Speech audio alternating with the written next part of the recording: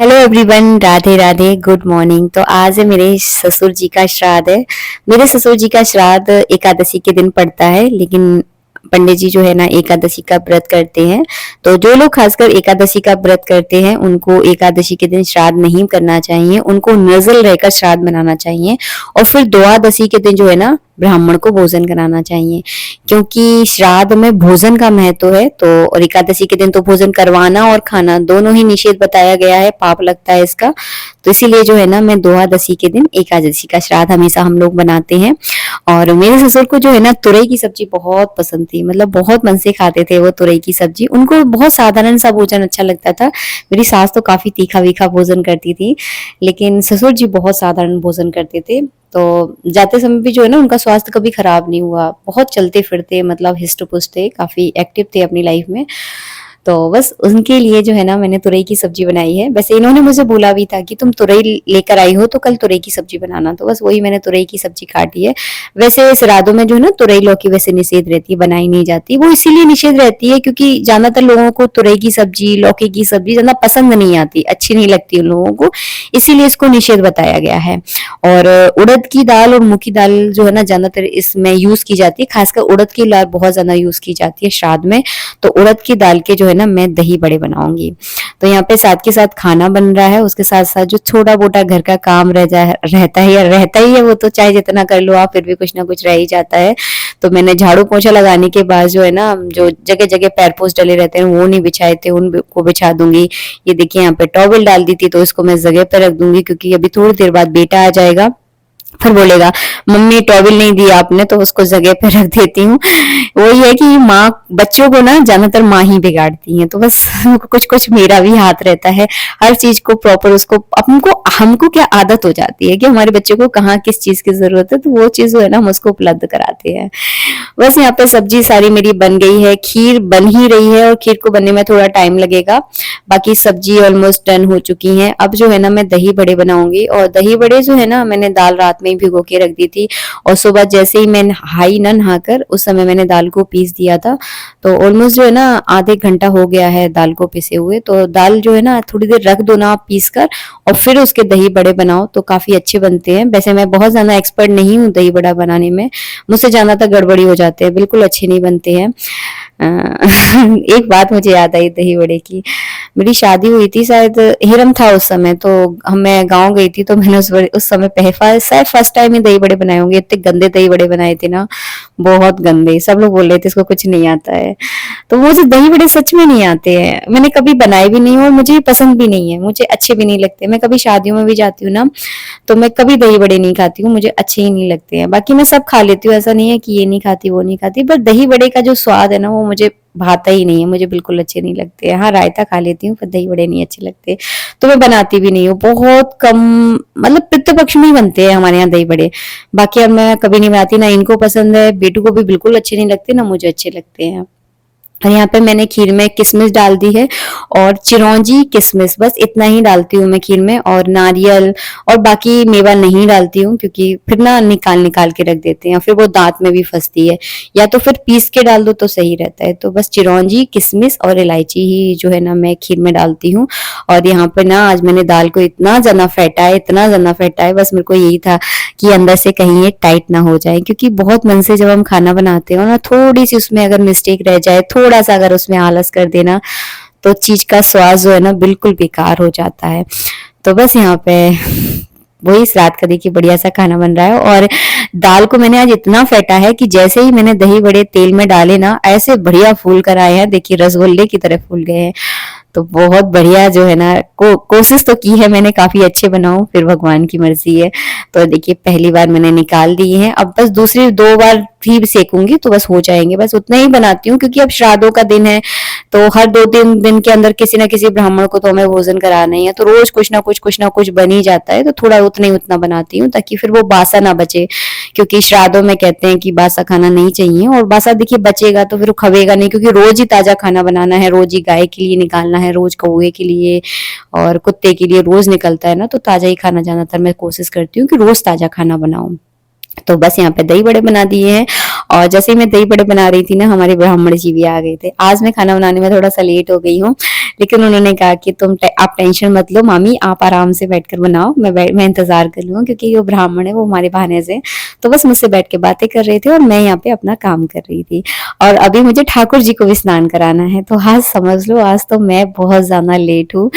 थोड़ा थोड़ा करके भी ना इतना जल्दी जल्दी काम करती हूँ, फिर भी हो ही जाता है। आज तो खैर गुरुवार था, तो मैंने पोंछा नहीं लगाया है, किसी भी कमरे में पोंछा नहीं लगाया है, केवल दरवाजे पर ओरेन डाली थी, मतलब उसको लीपा था। दरवाजा तो लीपना जरूरी होता है पितृपक्ष में, तो बस वही लीपा है, काले तिल वहां पे छिड़के थे। बाकी पूरे घर में झाड़ू वगैरह लगाया, डस्टिंग वस्टिंग की, तो थोड़ा थोड़ा करके पता है बहुत ज्यादा हो जाए।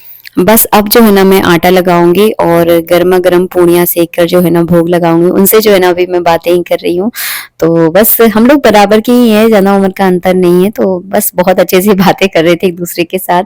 और वैसे तो जो है ना प्रधानता नंद भानेज का ये होती है, अगर वो ना मिले तो आप किसी और को बुला सकते हैं, लेकिन जब वो उपलब्ध है तो फिर उन्हीं को बुलाते हैं हम लोग, क्योंकि सही रहता है। एक तो मान्यधान, ऊपर से ब्राह्मण, तो उनका ही महत्व जाना है। कुछ लोगों ने मुझसे पूछा था, दीदी गरीब को भोजन करा सकते हैं, किसी जरूरतमंद को भोजन करा सकते हो, वो बुरा नहीं है। किसी जरूरतमंद को भोजन करा रहे हो तो बुरा थोड़ी ना है, बहुत अच्छी बात है।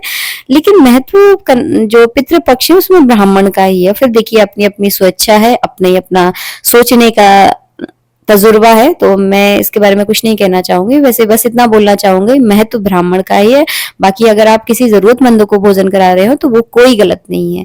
किसी जरूरतमंद का पेट भरना भी एक पुण्य का काम होता है। तो यहाँ पे जो है ना गर्मा गर्म खीर बन गई थी। खीर को मैंने आज इतना उबाला है कि खीर एकदम लाल हो गई थी, और देखने में ही ना बड़ी टेस्टी लग रही थी।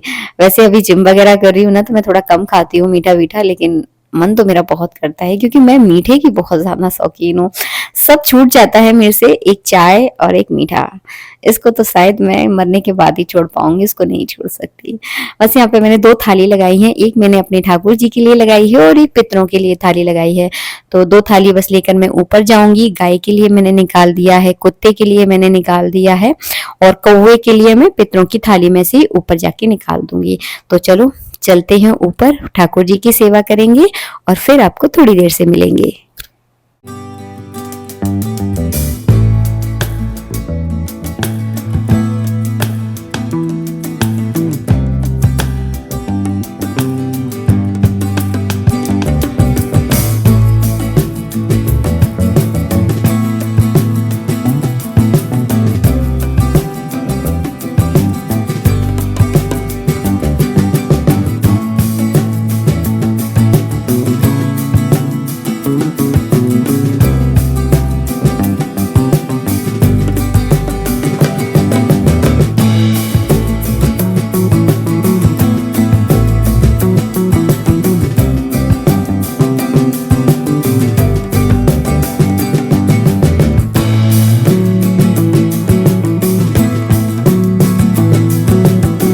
ठाकुर जी को भोग लगा दिया है, और ठाकुर जी की थाली में से ही जो है ना मैंने तुलसी को भी भोग लगा दिया है।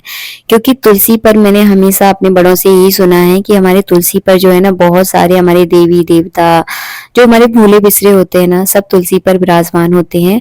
तो हमारे यहाँ तुलसी को बहुत ज्यादा पूजते हैं। तो कोई भी तीज त्योहार है, अभी तो क्या पितृपक्ष चल रहा है, लेकिन कोई भी तीज त्योहार है, हम लोग तुलसी की पूजा जो है ना जरूर जरूर करते हैं। जो भी बनाते हैं तुलसी पर जरूर चढ़ाते हैं। तो यहाँ पे मैंने तुलसी पर भी जो है ना मीठे का और बुड़े का जो है ना भोग लगा दिया है, और बस हाथ जोड़ के प्रणाम कर लूंगी। हम सबके घर पर हमारे पूर्वजों का आशीर्वाद हमेशा बना रहे, क्योंकि कहते हैं कि आपके घर में जो भी तरक्की होती है, जो भी खुशियां आती हैं, उसका सबसे बड़ा हाथ आपके पूर्वजों का ही होता है। और बस यहाँ पे पूर्वजों के लिए मैं सफेद कलर के फूल तोड़ लूं। यही फूल आजकल मैं ठाकुर जी पर भी चढ़ाती हूँ, क्योंकि इनकी फूलों की खुशबू अगर मैंने आपको सुंघा दी ना, आपको मजा आ जाएगा। किस किस के घर पर ये वाले फूल लगे हैं मुझे बताना जरूर। सच बता रही हूँ, इतनी अच्छी खुशबू है ना इन फूलों की। मंदिर में फूल चढ़ाती हूँ मैं, और 2-3 घंटे बाद जब मैं मंदिर के अंदर जाती हूँ ना, मंदिर वाले को रूप में जाती हूँ ना, इतनी भीगी भीगी सी खुशबू आती है ना कि मजा आ जाता है। तो अपने घर में अगर ये वाली बेल नहीं है ना तो जरूर लगाओ। और मैं आपको बता दूं, ये जासमीन की बेल है, इसमें बहुत सुंदर फूल आते हैं, और इतने फूल आते हैं आप चढ़ा नहीं पाओगे। और मतलब बहुत फूल लगते हैं, थोड़ी सी बड़ी हो जाए और खासकर जमीन में अगर लगी हुई हो तो बहुत अच्छे से मतलब ग्रो होती है। पहले तो जब मैंने लगाई थी तो मुझे ऐसा लगता था हमारे इसमें फूल वूल नहीं आ रहे हैं, कभी एक बार तो मुझे ऐसा लगा कि इसको उखाड़ कर फेंक दूं, कुछ और लगा दूं। लेकिन जैसे जैसे ये बड़ी हुई है ना, इस साल इसमें इतने फूल आए हैं ना कि मैंने तोड़ नहीं पाए हैं। पूरी फूलों से भरी हुई है और बहुत सुगंधित वाली खुशबू है। मतलब इसका गजरा भी बहुत प्यारा बनेगा। गजरा बनाने के लिए खैर मुझे पास इतना टाइम नहीं रहता है कि मैं गजरा बना पाऊं, लेकिन बहुत सुगंधित खुशबू है। पूजा करके जैसे ही आई ना तो बेटू ने दरवाजा खटखटा दिया, मम्मी गेट खोल दो। और गेट खोले तो गाय भी खड़ी थी, तो फिर गाय को जो है ना मैंने हाल के साथ उसको खिला दिया।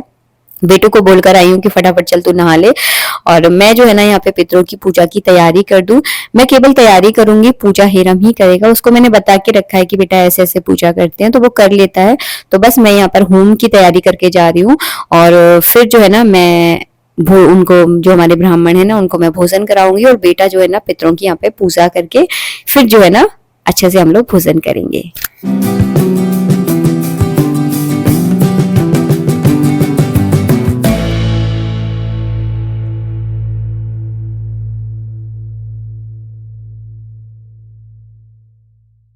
दरवाजे पर मैंने काले तिल बिछा दिए थे, और रास्ते में जितनी भी चप्पलें वगैरह पड़ी थी सब मैंने साइड में कर दी हैं, क्योंकि जिस दिन आपके यहाँ श्राद्ध होता है उस दिन रास्ते में चप्पलें वगैरह नहीं पड़ी रहनी चाहिए, क्योंकि आते हैं लोग तो फिर बीच में उतार देते हैं। तो मैंने सब साइड में कर दी है। और ये मैंने अपने ब्राह्मण जी के लिए जो है ना भोजन परस दिया है। कांसे की थाली का मैंने यहाँ पे यूज किया है। या तो आप पत्तल में खाना खिलाओ या फिर कांसे में खाना खिलाओ, स्टील में नहीं खिलाया जाता खाना।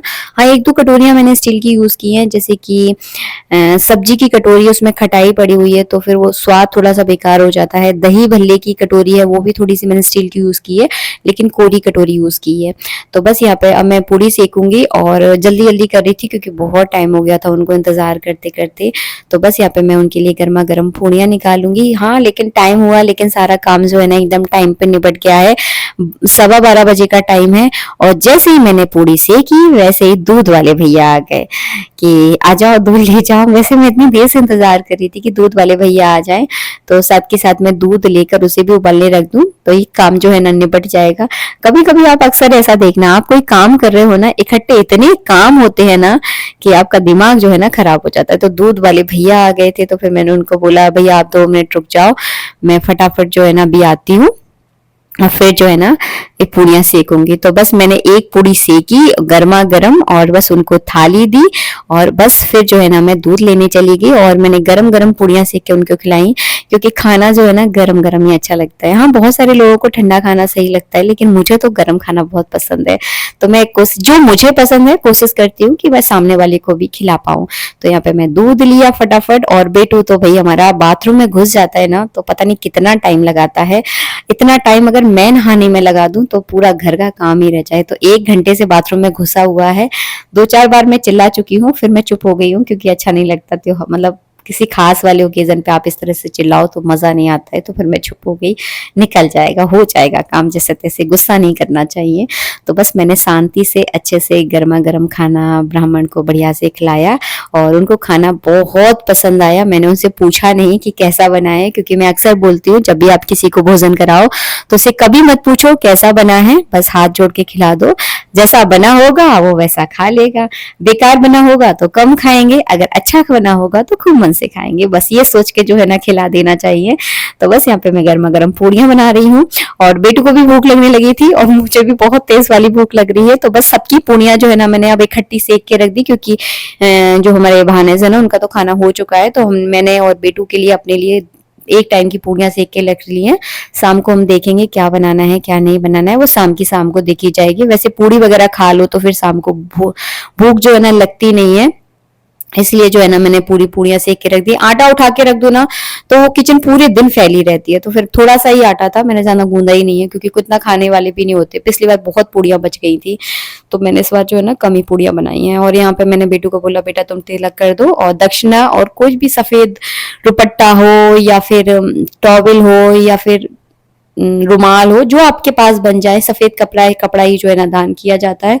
उसके साथ दक्षिणा दान की जाती है। तो बस हमने उनको दक्षिणा और जो हम पे बना, जो भी देखिए श्रद्धा पूर्वक आप पर बने, कम और ज्यादा का इसमें कोई महत्व नहीं होता। बस आपके पास जो श्रद्धा पूर्वक है, श्रद्धा पूर्वक भोजन कराइए, हाथ जोड़ के जो आप पर बन जाए वो उनको दक्षिणा दे दीजिए। और उन्हें बहुत प्रेम से जो है ना, जो हमने दिया बहुत प्रेम से लिया। और यहाँ पे बेटू आ गया है, वो मुझसे कह रहा है मम्मी फटाफट खाना परस दो, मुझे बहुत तेज वाली भूख लग रही है। तो बस मैं उठकर चली गई उसको खाना परसने के लिए। और उसके साथ साथ जो है ना मैं भी बैठकर खाऊंगी। और खाना खाने के बाद करेंगे हम थोड़ा सा आराम, क्योंकि आंखें जो है ना मेरी बहुत ज्यादा भारी भारी सी हो रही थी। तो मुझे थोड़ा सा नींद भी आ रही है। और आज मैं सुबह थोड़ा जल्दी उठ गई थी, तो बस मेरी थोड़ी, जब थोड़ा जल्दी उठ जाते हैं ना तो बहुत तेज वाली नींद आती है। तो बस 15 मिनट जैसे तैसे मैं लेटी थी और इतनी गहरी वाली नींद आई। तब तक हमारे पंडित जी का फोन आ गया। तो मैं थोड़ी सी उन पर गुस्सा हो गई कि जब भी मैं आराम करती हूँ तुम उसी समय फोन क्यों लगाते हो। फिर मेरा मन पिघल गया कि नहीं यार, मुझे उन पर गुस्सा नहीं करना चाहिए। फिर मैंने उनको फोन लगाया, उनसे थोड़ी सी 5-10 मिनट मैंने बात की। और बस इसी वीडियो को मैं यही एंड करूंगी। मिलेंगी नेक्स्ट वीडियो में, जब तक के लिए राधे राधे, जय श्री राधे। इस तरह से जो है ना मैं हमेशा श्राद्ध मनाती हूँ, बहुत सरल तरीके से। राधे राधे।